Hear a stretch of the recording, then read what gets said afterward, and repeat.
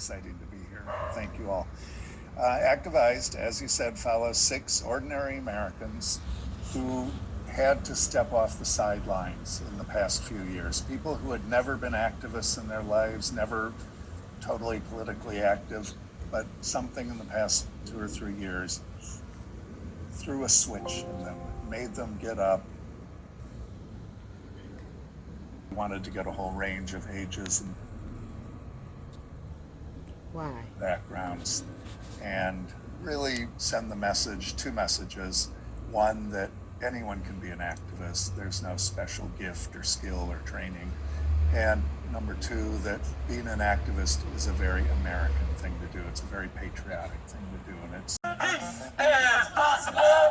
Peace is possible! Say what? Every bit of social change that's ever happened in this country happened because individuals made choices.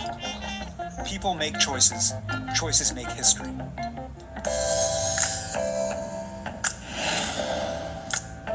When I heard the tape of the children crying in that detention facility, I had to do something. It seemed they were doing this just to make it more difficult to vote. And I felt like I couldn't just sit on the sidelines. Activists are all different. There's not one type of activist. I am an M&A lawyer, mergers and acquisitions, corporate law.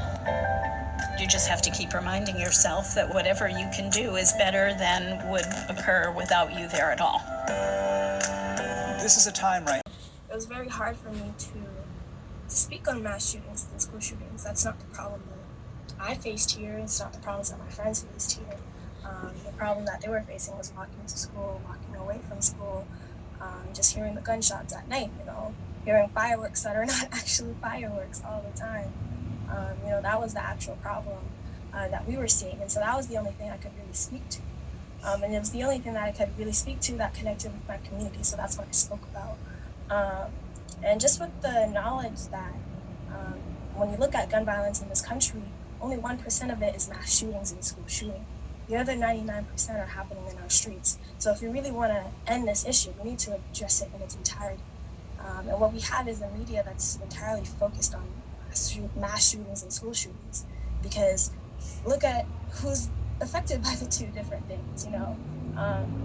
Mass shootings and school shootings mostly happen, in affluent white neighborhoods, and everyday stuff that's happening in our communities of color, that's happening in low-income communities, because violence is a symptom of poverty and so many other systemic problems within this country, and so I had to make sure I spoke to that because that's what I knew about, and that's what I saw around me.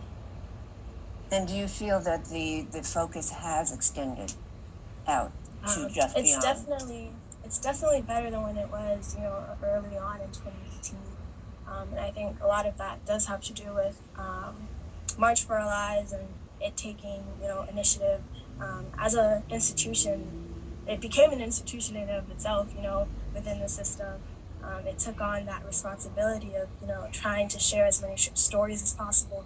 So on that March 24th march in DC, we heard stories like Edna Chavez, Zion Williamson, and so many others, from inner cities who face this violence on a everyday basis, Yeah, amazing. So Eric, let's